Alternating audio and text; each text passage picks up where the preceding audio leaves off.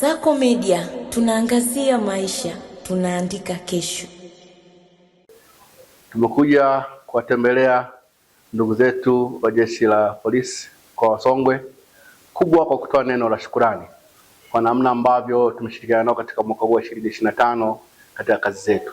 Tumekuwa karibu sana na ndugu zetu hawa katika kazi zetu, kwanza kwenye maeneo ya ulinzi wa ofisi zetu, lakini pia kushirikiana kwenye swala za kusimamia magendo na zetu FFU ambao tuko nao kila siku kwenye operation zetu, lakini pia tunapokuwa na changamoto zozote tuko tunakimbilia kwao na wako karibu sana kutupa msaada.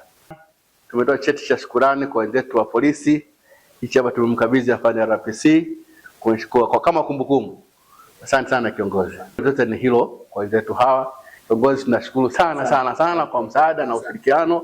Tusikie salamu kwa ndugu zetu wa Jeshi la Polisi ambao wako chini yako, waambie tunashukuru, lakini pia tuna imani kwamba tutakuwa pamoja katika mwaka 2026 kuendelea kufanya kazi ya serikali ya Jamhuri ya Muungano wa Tanzania. Asante sana. Naitwa Kamishna Msaidizi Mwandamizi wa Jeshi la Polisi Agustino Senga, kamanda wa polisi mkoa wa Songwe. Niko hapa kushukuru pia mimi kwa ugeni huu ambao umekuja kwetu. Tunao wenzetu kutoka TRA wakiongozwa na meneja wa mkoa ndugu yangu Rashid, na ujumbe wake umekuja kututembelea, lakini kuja kutoa shukrani kwa jinsi ambavyo tumeshirikiana katika mwaka huu wa 2025 katika kazi ambazo tukizifanya. Tunajua wenzetu kazi yao ni kusanya mapato ya nchi, na tunajua kwamba mapato ndio kila kitu.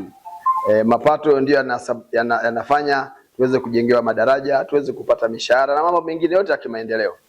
Na ili kazi iweze kufanyika, ofisi hizi, taasisi hizi zina uhusiano wa karibu sana.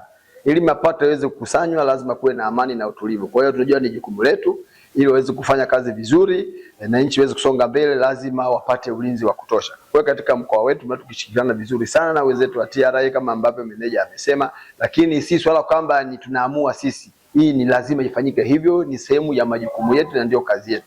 Ili basi nchi iweze kusonga mbele na mapato yakusanywe, wananchi wapate maendeleo. Kwa hiyo tunawashukuru, tutakuwa hivyo na mwaka unaokuja tutaendelea kushirikiana. Kama kuna changamoto yoyote basi tuko tayari, na sisi kama kuna za kwetu tutashirikiana kama ambavyo tumefanya kwenye mwaka huu ambao unaisha wa 2025.